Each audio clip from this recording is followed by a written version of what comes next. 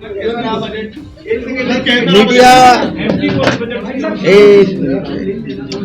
Media के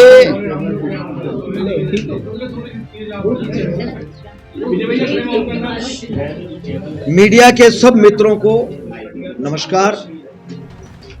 आज अंतरिम केंद्रीय बजट केंद्रीय मंत्री आदरणीय निर्मला सीतारमण जी आज भी बजट भाषण कर रही है। बजट चल ही रहा है।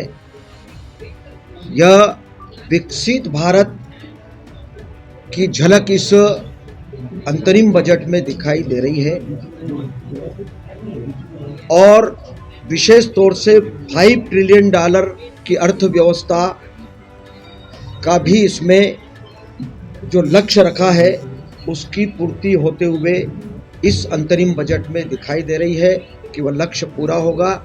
यह यशस्वी प्रधानमंत्री नरेंद्र मोदी जी के नेतृत्व में हो रहा है और 2047 तक का जो लक्ष्य देश के यशस्वी प्रधानमंत्री नरेंद्र मोदी जी ने जो रखा है कि पूरे विश्व में विकसित भारत के रूप में भारत हमारा नंबर 1 पर रहे, इस लक्ष्य को पूरा करने का भी पूरा ध्यान इस अंतरिम बजट में रखा गया है। विशेष तौर से गरीब, महिलाएं, युवा और किसान पर इसका फोकस किया गया है। यह बजट निश्चित रूप से सभी वर्गों के लिए गांव, गरीब, किसान, मजदूर, महिलाएं, युवा सभी लोगों का समावेश इसमें हुआ है। सबका ध्यान रखा गया है और लक्ष्य हमारा देश निश्चित रूप से प्रगति करे जैसा मोदी जी कहते हैं और हम सब उसका पालन भी करते हैं कि सबका साथ, सबका विकास, सबका प्रयास और सबका विश्वास, इस परिकल्पना को पूरा करने वाला यह अंतरिम केंद्रीय बजट है। निश्चित रूप से हम बहुत ही प्रसन्न हैं इनमें सभी बातों का, चाहे वो आयुष्मान कार्ड की योजना हो, फिर चाहे वो किसान सम्मान निधि की बात हो। मुझे लगता है कि अभी बजट भाषण चल ही रहा है, कई बातें इसमें और आना भी है, लेकिन अभी जो कुछ बातें आई है सामने, समग्र रूप से सारी बातें जो योजनाएं केंद्र सरकार की चल रही है मोदी जी के नेतृत्व में, उन सब का ध्यान इस अंतरिम केंद्रीय बजट में रखा गया है। सर मध्य प्रदेश के लिहाज से किस तरीके से देखते हो? भाई ये सारी जितनी योजनाएं चल रही है, चाहे वो किसान सम्मान निधि हो, आयुष्मान कार्ड की बात हो, फिर चाहे वो जितनी योजनाएं चल रही है वो सब पूरे देश में चल रही है, उसमें मध्य प्रदेश भी हमारा साथ ही है।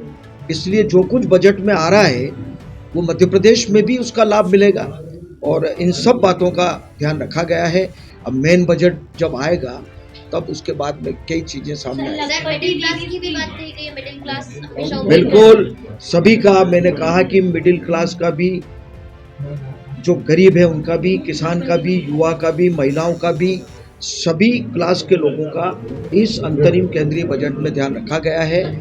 बहुत खुशी की बात है नरेंद्र मोदी जी के नेतृत्व में, और आज जो हमारी वित्त मंत्री निर्मला सीतारमण जी ने जो कुछ अंतरिम बजट रखा है वो वास्तव में स्वागत योग्य है और इसका लाभ मध्य प्रदेश के लोगों को भी इन सब योजनाओं का लाभ मिलेगा। सर हवाई और ईंधन के भी दाम घटे हैं सर, स्लैब भी बढ़ा दिए गए 7 लाख कि जो प्रदेश के हित में हो सकता है, जो देश के हित में हो सकता है, जो इन सब वर्गों के हित में हो सकता है, उन सब बातों का समावेश इस बजट में किया है।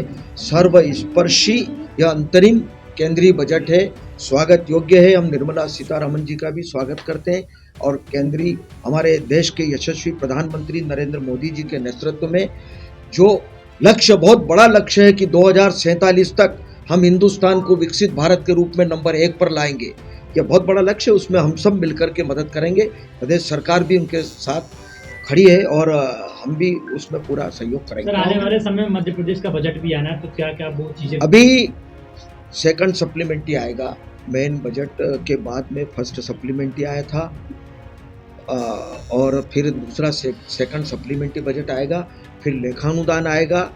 ये 1 अप्रैल से अप्रैल, मई, जून, जुलाई तक रहेगा। फिर जुलाई में ये मेन बजट जब अपना आएगा, अभी तो केवल एक 4 महीने के लिए, 6 महीने के लिए ये बजट आएगा। लेखानुदान क्या इसी सत्र में आएगा? हाँ, बिल्कुल लेखानुदान इसी सत्र में आएगा। सेकंड सप्लीमेंट्री पहले आएगा और फिर लेखानुदान आएगा। कांग्रेस इसे चुनावी बजट करार दे रही है केंद्र में। कांग्रेस अपना खुद आईना देख ले कि कांग्रेस कहाँ खड़ी है। पूरे देश में अभी जो स्थिति हो रही है कांग्रेस की, वो सबको पता है, देश की जनता जानती है। और मैं तो ये कहूँगा कि अभी लोकसभा के चुनाव में चमत्कार होगा। अभी अयोध्या में 22 तारीख को जो हुआ है, हिंदुस्तान में जो वातावरण बना है, मर्यादा पुरुषोत्तम श्री राम के मंदिर में जो मूर्ति का जो प्राण प्रतिष्ठा का आयोजन हुआ था, पूरे देश में अपार उत्साह था, हर्षोल्लास था, दीपावली मनाई गई थी और देश के लोगों में अभी भी बड़ा उत्साह बना हुआ है। और आने वाले लोकसभा के चुनाव में मध्य प्रदेश में जो 29 सीट है, 29 सीट पर भारतीय जनता पार्टी विजयश्री प्राप्त करेगी। भारतीय जनता पार्टी के प्रति अपार उत्साह, अटूट विश्वास है। नेतृत्व के प्रति भी हमारे यहाँ भी मध्य प्रदेश में हमारे यशस्वी मुख्यमंत्री डॉक्टर मोहन यादव जी के नेतृत्व में सब लोग काम कर रहे हैं और देश के यशस्वी प्रधानमंत्री नरेंद्र मोदी जी के नेतृत्व में काम कर रहे हैं। तो निश्चित रूप से मुझे लगता है कि आने वाले लोकसभा के चुनाव में प्रचंड बहुमत से भारतीय जनता पार्टी की सरकार बनेगी और वो ताकतवर प्रधानमंत्री जो देश के नेता नहीं है, वो विश्व के नेता हैं, वो देश का नेतृत्व फिर करेंगे और फिर प्रधानमंत्री के रूप में फिर बैठेंगे। सब सोच समझ करके जो जनता के हित में होगा वो काम हम करेंगे। बहुत बहुत धन्यवाद। वीके न्यूज मध्य प्रदेश छत्तीसगढ़, दिल बोलेगा, देश सुनेगा।